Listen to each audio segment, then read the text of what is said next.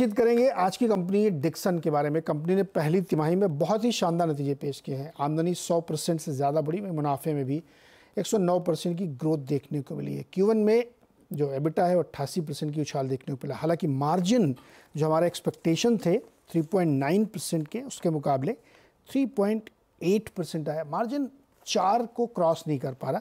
ये एक विषय है जिस पे हम लोग बातचीत करेंगे। अदरवाइज सबसे ज़्यादा ग्रोथ मोबाइल सेगमेंट से ही देखने को मिल रही है।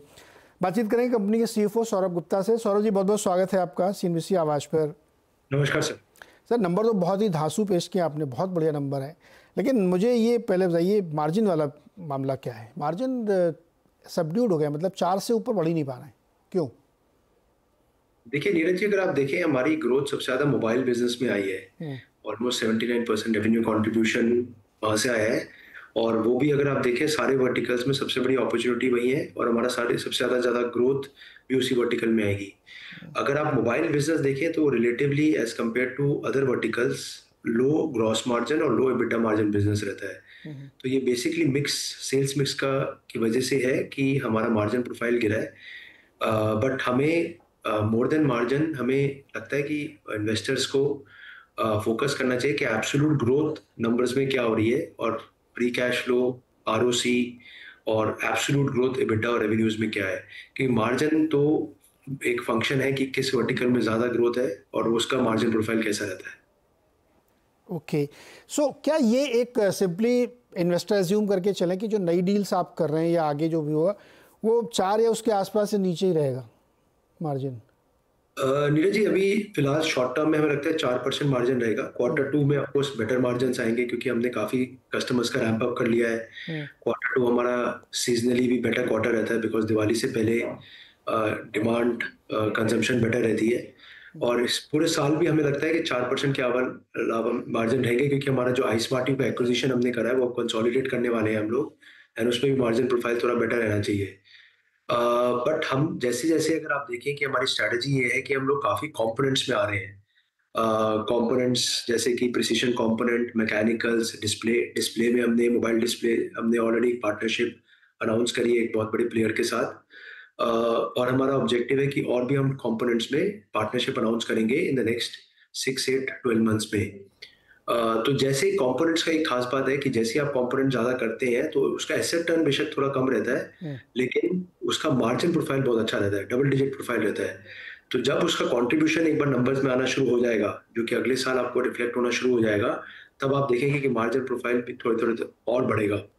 बाकी कुछ बिजनेसेस हैं जहाँ पे अभी हमारा थोड़ा स्केल अप चल रहा है, तो उसमें आगे हमें लगता है कि अगले साल तक उनमें भी ऑपरेटिंग लेवरेज आएगा तो थोड़ा मार्जिन प्रोफाइल बढ़ेगा। तो ओवरऑल इन दोनों कॉम्बिनेशन से अगर आप ध्यान दें तो अगले साल हमें लगता है कि थोड़ा मार्जिन प्रोफाइल बढ़ सकता है, बट इस साल हमें लगता है कि हाँ, ये समवेयर अराउंड 4% के आसपास ही रहेगा।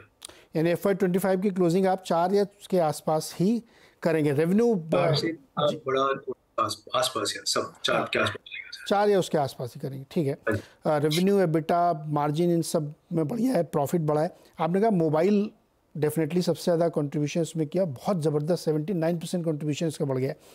तो इसमें आपने पहले भी टारगेट दिए थे। मैं जानना चाहता हूँ कि FY25-26 में किस तरह के ये कंट्रीब्यूशन ऐसे ही मेंटेन रहेंगे और इससे ज़्यादा बढ़ेंगे? क्योंकि जितना ज़्यादा मोबाइल कंट्रीब्यूशन और आप हाई करेंगे ना, उतना ज़्यादा मार्जिन आपके सब 4% ही रहेंगे। तो टारगेट क्या है 25 और 26 के लिए? देखिए अब हमारे अगले साल वॉल्यूम टारगेट सर। हाँ जी, तो हमने जैसे इस साल हम लोग स्मार्टफोन्स अगर आप देखें तो हम लोग इस साल 28 से 30 मिलियन स्मार्टफोन बनाएंगे। लास्ट ईयर हमने 6.7 मिलियन बनाया था, और अगले साल हमें लगता है कि हम ये नंबर को 40 मिलियन के आसपास ले जा सकते हैं कि हमारी ऑर्डर बुक अच्छी है। हमने काफ़ी ऑलमोस्ट टॉप ब्रांड्स को एक्वायर कर लिया है अपने मोबाइल मैन्युफैक्चरिंग के लिए। बट अगले साल हमें लगता है कि इवन IT हार्डवेयर का भी एक नंबर आना शुरू हो जाएगा। IT हार्डवेयर में भी हमने काफ़ी कस्टमर एक्विजिशन किया है, हमने कुछ लार्ज ब्रांड्स का टाई अप किया है। हमारा एक नया कैंपस चेन्नई में स्टार्ट होने वाला है, जो कि जिसको अनदर 8-9 मंथ्स लगेगा। So next financial year even IT hardware का भी कंट्रीब्यूशन आएगा। IT हार्डवेयर में भी हम लोग कंपोनेंट में धीरे-धीरे काम करेंगे।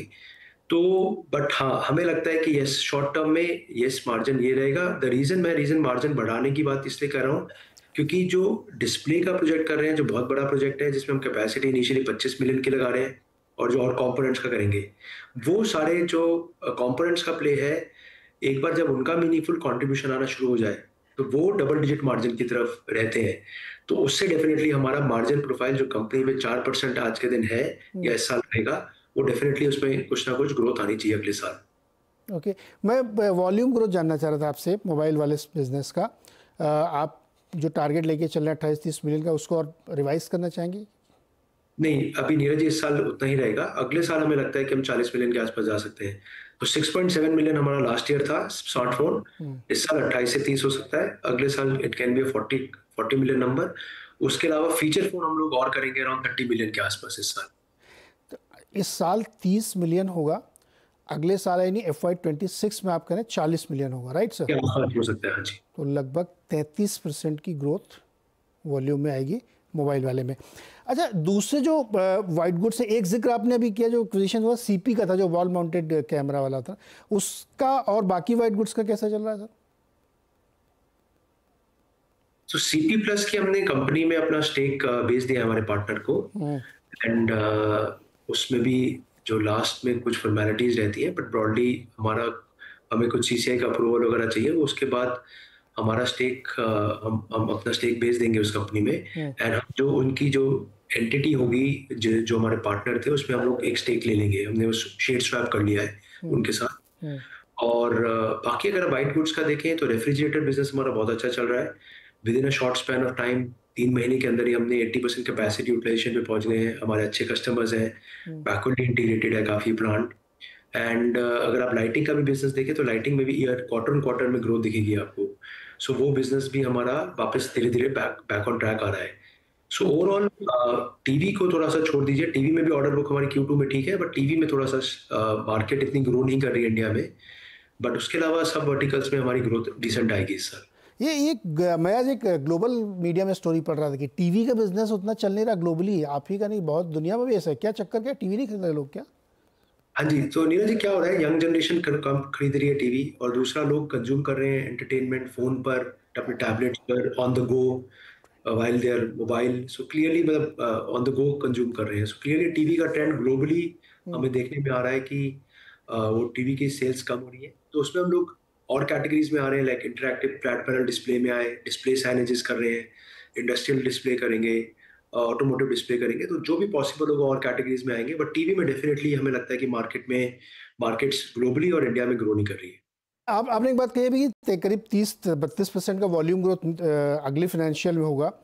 मोबाइल वाला और फ्रिज वाला भी आप 80% कैपेसिटी में पहुंच गए हैं, तो क्या कैपेक्स करना पड़ेगा आगे?